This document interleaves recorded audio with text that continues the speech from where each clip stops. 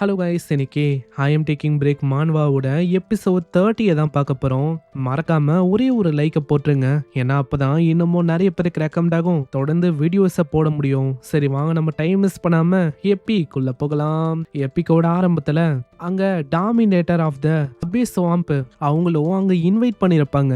அங்க ஃபெஸ்டிவலுக்குன்னு சில பல ரூல்ஸும் இருக்கு. அங்க நோட்டிபிகேஷனா ரூல்ஸை பத்தியும் நம்மளுக்கு தெரிய வருது. ஹை கிளாஸ் கார்டு வழியா ஒரு இன்விடேஷன் அங்க வந்துச்சுன்னா லோ கிளாஸ் ஆப்பனண்டால அதை அவ்வளோ சீக்கிரத்துல அங்க ரிஜெக்ட் பண்ண முடியாது. ஆனா நம்ம ஹீரோ ஒரு இன்டர்மீடியட்டான கார்டா இருக்கான்ல, அதனால இந்த ரெக்வஸ்ட்டை ரிஜெக்ட் பண்ண முடியுமா? அப்பனா வீக்கா இருக்கவங்க கிட்ட இப்பதான் மத்தவங்க வந்து விளையாடுவாங்களா?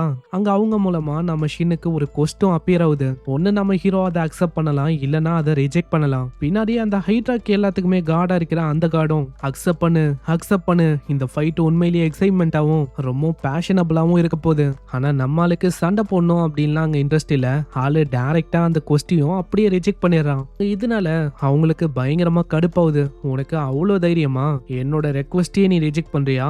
நானே ஏதோ கஷ்டப்பட்டு அந்த சன்கார்டு கிட்ட சண்டை போட்டு எப்படியும் அவங்க ஜெயிச்சேன். அங்க எதுக்காக நானே வாலண்டியரா என்னை விடவும் ஹையரா இருக்கிற ஒரு கார்டு கிட்ட நான் சண்டை போடணும்? ஏன்னா அதனால பிரச்சனை தான் இன்னமும் கிரியேட் ஆகும். அந்த மாதிரி விஷயம் ஒன்றும் எனக்கு தேவையில்லை. அதனால தான் நான் இப்படி பண்ணேன். ஆனா அவங்க இதை தப்பா புரிஞ்சுக்கிறாங்க.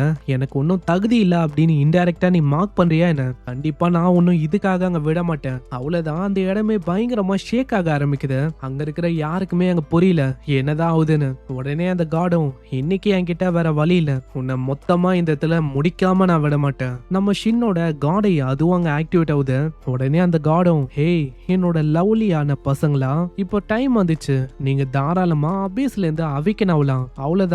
இப்படி அந்த காட் சொன்னோனே தரையில இருந்து வித்தியாசமா ஏதோ ஒரு கிரியேச்சரும் அப்படியே வர ஆரம்பிக்கும். ஃபைனலி இப்போ டைம் வந்துச்சு. ஷின்னை நீங்க அழிக்கணும், அது கூடவே ஷின்னோட உலகத்தையும் மொத்தமா நீங்க அழிக்கணும். ஏன்னா ஆளு என்னோட ரெக்வஸ்டையே அங்க ரிஜெக்ட் பண்ணிட்டான். சிம்பிளா என்ன ரொம்ப கீழ்த்தனமா ஆளு பாக்குறான். அதுக்கான ரிவெஞ்ச் தான் இது. இந்த சைடு நம்ம ஷின்னும் இது எல்லாத்தையுமே பாத்துக்கினே யோசிக்கிறான். இப்போன்னு பார்த்தா இப்படி ஆகணும். அவளோட உலகமும் இந்த டஞ்சனும் ஒரு வகையில இப்போ கனெக்டடா இருக்கு. அதனால அந்த ஏ ரேங்க் டஞ்சனுக்குள்ள அவளோட மினியான்ஸ் எல்லாத்தையுமே அவ சென்ட் பண்ணிருக்கா. இதே மாதிரி போச்சுன்னா அவ்வளவுதான், நிலைமை இன்னமும் மோசமாயிடும். நம்ம ஹீரோ யோசிச்ச மாதிரி தான் நிலைமையும் அங்க ரொம்ப மோசமாக ஆரம்பிக்குது. அந்த டஞ்சனோட ரேங்கே ஆக்சுவலா ஏ தான், ஆனா இப்போ அது எஸ் ரேங்க்கு போகுது.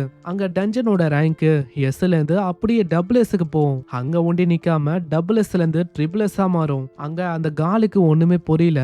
ஆமா இந்த இடத்துல என்னதான் ஆகுது? ஸ்டில் இப்பயும் டஞ்சன் ஆக்டிவேட் ஆக டைம் இருக்கு. அப்புறம் எப்படி எஸ் ரேங்குக்கும் மேல இருக்க ஒரு டஞ்சனா இது மாறும்? அங்க டஞ்சனும் ஓபன் ஆகுது. அதுக்குள்ள இருந்து ஏகப்பட்ட வித்தியாசமான கண்களும் அப்படியே எட்டி பார்க்கும். அதுங்க எல்லாமே இதுக்கு முன்னாடி பார்த்தா அதே கிரியேச்சர்ஸ் தான்.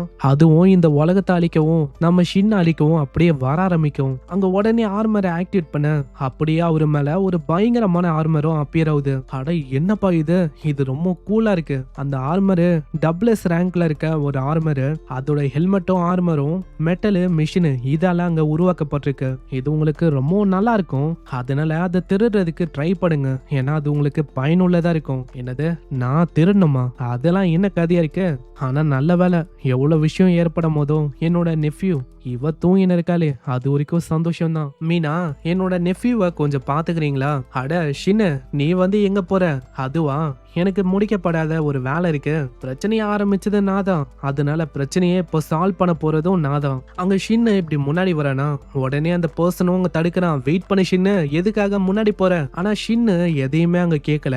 ஆளு முன்னாடி போய் நிக்கிறான். அங்க முன்னாடி ஏகப்பட்ட மாஸ்டர்ஸும் அப்படியே கடிக்கலான்னு வரும். எங்களுக்கு பசியா இருக்கு, ஹியூமன் மீட் எங்களுக்கு வேணும். அட எங்க ஆடைய முன்னாடி இருக்காரா, நான் எங்க ஆட சாப்பிட போறேன் அப்படின்னு அதுவும் அங்க கடிக்க வரும்.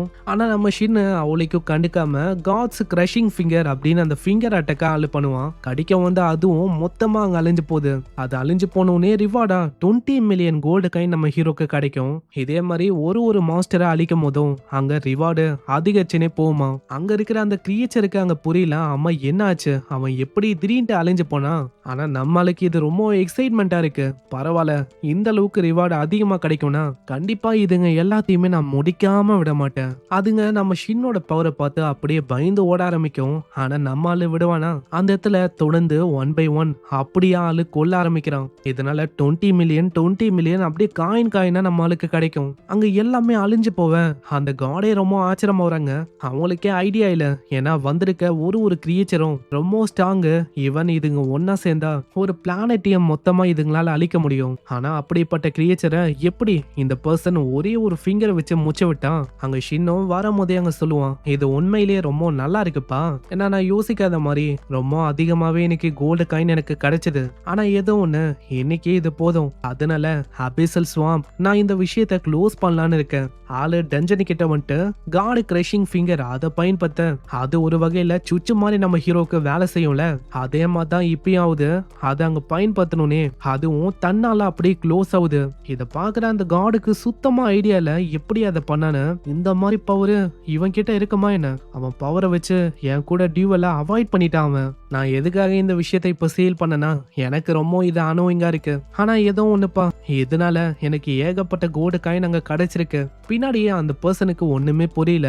ஏன்னா இது எப்படி பாசிபிள் ஆகும் அப்படின்னு ஆளு யோசிக்கிறான். இது பாசிபிள் ஆக வாய்ப்பே இல்ல. மீனாவும் அதே மாதிரி தான் ரொம்ப ஆச்சரியமாவரா.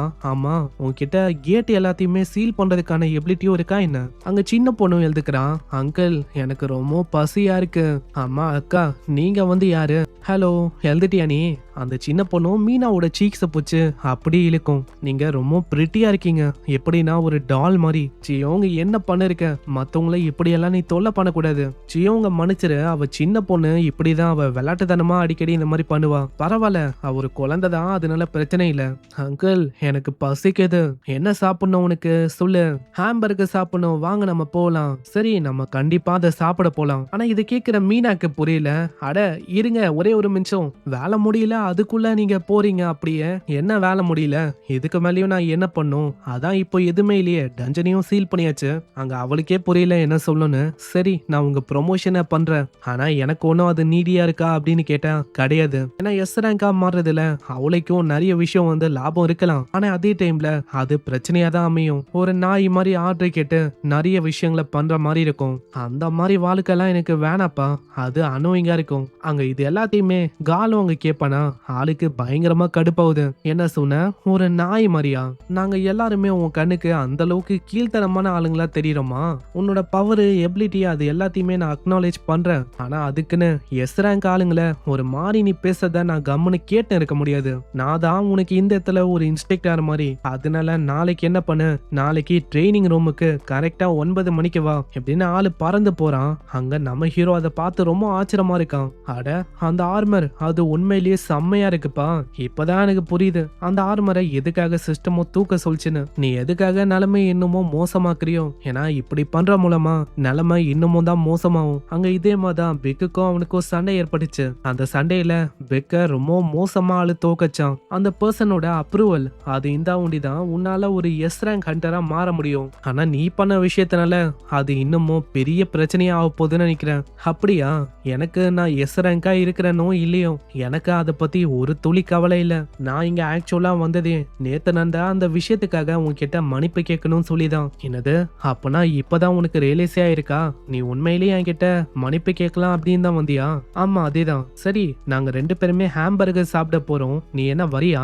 என்னது, நானுமா? அப்போ உன் கூட நான் சாப்பிடலாமா? அங்க சின்ன பொண்ணுக்கும் அவ்வளவு சந்தோஷம். அவளும் கேக்குறா, பிரிட்டியான அக்கா நீங்களும் வரீங்களா என்ன? மீனா, நீங்க வேற ஒரு பெரிய செலிபிரிட்டியா இருக்கீங்க, வந்தா அங்க பெரிய பிரச்சனையாவும். நாங்க 2 பேருமே போலாம் அப்படின்னு யோசிச்சிருக்கோம். ஆனா இதை கேக்குற அவங்களும், இல்ல இல்ல நான் கண்டிப்பா வருவேன், வெயிட் பண்ணுங்க, இதோ இப்பயே நான் போறேன், இப்பயே போயிட்டு சன்கிளாஸும் மாஸ்கையும் கொண்டு வரேன். சீன் அப்படியே ஏதோ ஒரு காடை நோக்கி வரும். அந்த இடத்துல ஒரே ரத்தமா ஊத்தி இருக்கும். கடைசியா ஆல்பாவோட கேங்ல ஒரே ஒரு ஆல்பா அது உண்டே மிச்சம் இருக்கும். இதுங்க ஒரு க்ளோன் ஸ்டோன் மாதிரி கிட்டத்தட்ட 100 இருக்கும். அந்த 100ல மிச்சம் இருக்கிறது ஒண்ணுதான். அதனால இதையும் நம்ம ஆல்பா அப்படின்னே சொல்லலாம். அந்த ஈவில் கார்ட நான் என்ன பண்றது? அவன் என்னோட எல்லா பிரதர்ஸையும் கொன்னுட்டான். நான் கண்டிப்பா இதுக்காக அந்த ஈவில் கார்டை விட மாட்டேன். அந்த டிஸ்கஸ்டிங்கான ஈவில் கார்டை கொன்னே தீருவேன். அங்க இந்த டைம்ல யாரோ ஒருத்தங்க நந்து வரும்போதே சொல்றாங்க, பரவாயில்லையே என்னமோ ஒரே ஒரு பீஸ்ட் உயிரோட இருக்க போலியே, நல்ல விஷயம் தான். ஆமா, நீ யாரு? உன்ன மாதிரி ஒரு இன்செக்ட்டுக்கு அவ்வளோ தைரியமா? பாருப்பா எந்த அளவுக்கு ரூடா நீ இருக்க. ஆனா ஏதோ ஒண்ணு, நீ பேசுன இப்ப பேச்சுக்கு உன்னை நான் மன்னிக்கிறேன். ஆனா ஸ்டில் இப்பயும் நான் உன்கிட்ட ஒரு விஷயம் கேட்கணும். அந்த பிரீஸ்டஸ் அராக்னி அவங்க எங்க இப்போ? ஏன்னா அவளோட எனர்ஜியும் கொஞ்சம் கொஞ்சமா டிஸப்பியர் ஆகுற மாதிரி இங்கதான் எங்கேயோ சென்ஸ் பண்ண. அந்த ஸ்பைடர் அத பத்தி நீ கேக்குறியோ? அது எப்பயோ இறந்து போயிடுச்சு. அந்த ஸ்பைடரால் தான் எவ்வளவு பெரிய விஷயம் ஆச்சு. அவளால எல்லாரும் முன்னாடியும் நான் அசிங்கப்பட்டேன். நான் எல்லாத்தையுமே இழந்து இப்படி நிக்கிறேன். கடைசியில அராக்னி அப்போ இறந்துட்டாளா? அவ நான் சொல்லியும் வெயிட் பண்ணல. எதுக்காக இம்பேஷண்டா அவ இத பண்ணா? நீ என்ன பண்ணுவ அதெல்லாம் எனக்கு தெரியாது. என்ன திரும்பவும் என்னோட பழைய உலகத்துக்கு என்ன சென்ட் பண்ணு, இல்லனா அவ்வளவுதான், உன்னை மொத்தமா கிரஷ் பண்ணி இங்கே முச்சிருவேன். ஆனா வித்தியாசமான ஒரு பர்பிள் எனர்ஜி பரவுமா? அந்த எனர்ஜி பரவும் போது அவங்களும் அவங்க சொல்றாங்க, நீ என்ன சொன்ன? அப்படி கிரஷ் பண்ணி என்ன முச்சு விட்டுருவ அப்படின்னு சொன்ன?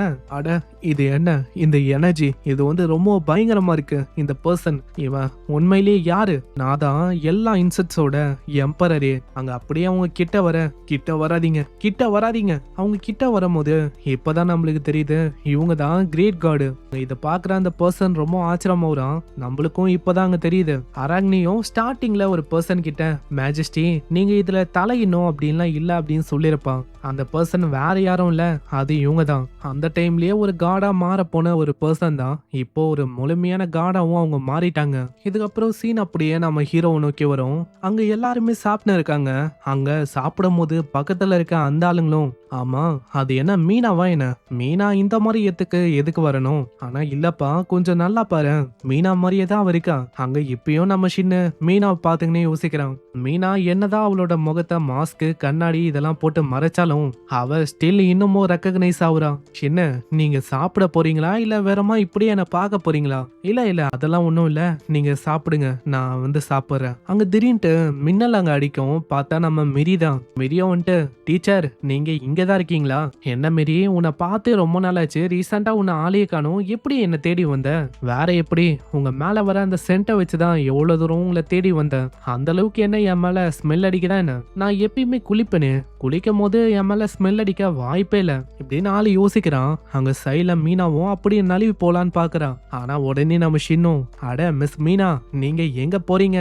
மீனான்னு சொன்னோனே அங்க உடனே மிரியும் வந்துட்டு, அட அக்கா உங்களுக்கு இங்க என்ன வேலை? மிரி என்ன பாக்கணும்னு ரொம்ப ஆசையா இங்க வந்திருக்கியோ, வாயேன் நம்ம உட்காந்து சாப்பிடலாம் இப்படின்னு அவ கட்டி பிடிக்கிறா. அக்கா வேணா, இங்க பப்ளிக் வேற இருக்கு. அங்க இதனால கூட்டமும் அப்படியே ஃபார்ம் ஆகுது.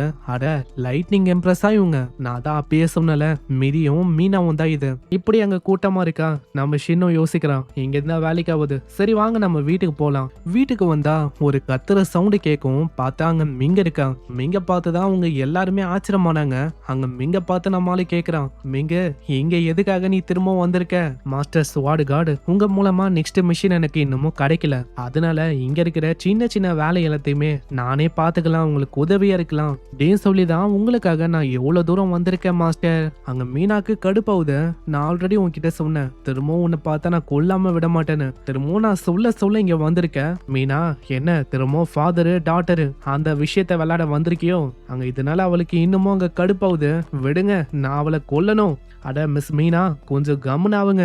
சின்ன என்ன தயவு செஞ்சு விடுங்க. அவ டபுள் எஸ் ரேங்கோ இல்ல ஏதோ ஒண்ணு, நான் அவளை இன்னைக்கு ஒரு கை பார்த்தே ஆகணும். அங்க சைட்ல மெரிக்கும் இதெல்லாம் பார்க்கும் போது ஒண்ணுமே புரியல. அவளுக்கு ஒரு மாதிரி கஷ்டமா இருக்கும். ஆமா நீங்க என்ன இந்த மாதிரி ஒரு லேடிய வீட்டுல வச்சிருக்கீங்க? நீங்க பண்ணதே சரியில்லை மேரி. நீ நினைக்கிற மாதிரி எதுவும் இல்ல. ஆனா அவ அந்த இடத்தை விட்டு ரொம்ப வேகமா ஓடி போறான். நீங்க பண்ணது சரியில்லை, டிசப்பாயிண்டடா எனக்கு ஃபீல் ஆகுது. மீனாவும் நான் கொல்லாம விட மாட்டேன் அப்படின்னு கத்தின்னு இருக்கா. கீழே நம்ம ஹீரோவோட நெஃப்யூவும் எனக்கு ரொம்ப கன்ஃபியூஸ்டா இருக்கு அங்கிள். இவங்க 2 பேர்ல யாரு உண்மையிலேயே உங்க கேர்ள் ஃப்ரெண்டு? ஹே நீயம்மா, நீ நினைக்கிற மாதிரி இவங்க 2 பேருமே எனக்கு கேர்ள் ஃப்ரெண்டு கிடையாது. என்னடா இது? எதுக்காக எனக்கு உண்டி இப்படி ஆகுது?